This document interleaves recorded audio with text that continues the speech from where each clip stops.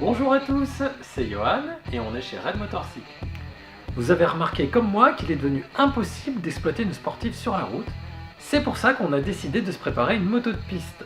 Tout ça dans un budget limité, on va essayer de ne pas dépasser 6 000 €, moto comprise.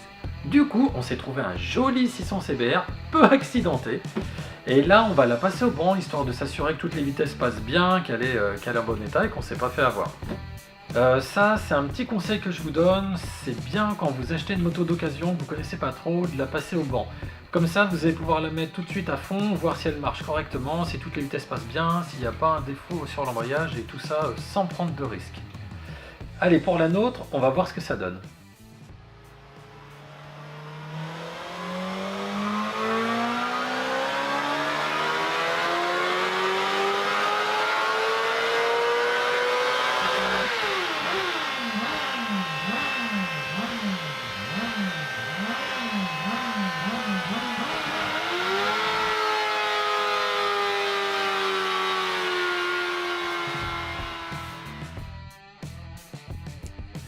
Alors, voici la courbe de puissance du 600 CBR qu'on vient de tirer au banc.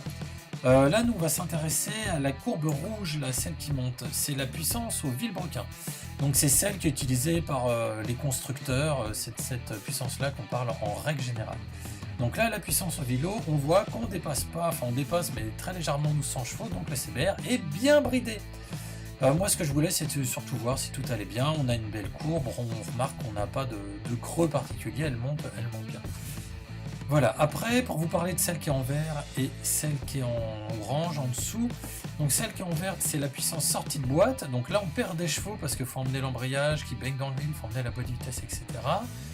Après là, on retrouve la puissance cette fois-ci à la jante, donc là on en perd parce qu'il faut emmener la chaîne, la jante et le frottement du pneu contre le roue. C'est cette puissance-là qui est plutôt utilisée par les préparateurs, on va dire, parce qu'eux ils veulent vraiment voir ce qui sort à la fin une fois qu'on a gagné le plus de chevaux sur toute la chaîne.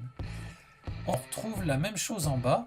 En rouge, on a le couple vilebrequin, comme d'habitude, le plus courant, le couple sortie de boîte de vitesse et le couple à la roue arrière. Pareil, rien de notable, on a un couple qui correspond à un 600 CBR. Donc ça va nous faire une bonne base de travail pour l'avenir.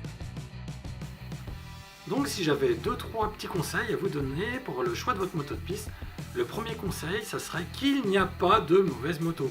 Vous pouvez bien prendre un 500 CB, un 650 SV, peu importe, tant que c'est une moto sur laquelle vous le sentez bien, prenez-la. Vous n'avez pas besoin d'avoir forcément un avion de chasse pour commencer. Et le deuxième conseil, ça va justement être de peut-être pas prendre un avion de chasse. Si vous avez une moto qui vous a coûté une fortune sur la piste, vous serez stressé à l'idée de la cracher et vous n'oserez pas l'utiliser pleinement. Alors que si vous prenez une moto dans un budget raisonné, vous serez moins stressé, tout est relatif, mais vous serez quand même moins stressé de l'abîmer et vous ferez beaucoup plus plaisir. Et le troisième conseil, ça va être de vous méfier des motos vendues sans carte grise. C'est vrai, elles sont beaucoup moins chères à l'achat, mais renseignez-vous autour de vous, les circuits sur lesquels vous voulez aller. Beaucoup maintenant demandent une carte grise pour pouvoir rouler. Donc voilà, prenez bien ce paramètre en compte dans le choix de votre moto. En tout cas, moi je vous remercie d'avoir suivi cette vidéo. Je vous invite à vous abonner à la chaîne pour être sûr de ne pas louper un épisode. Quant à moi, je vous dis à bientôt pour la suite de la prépa.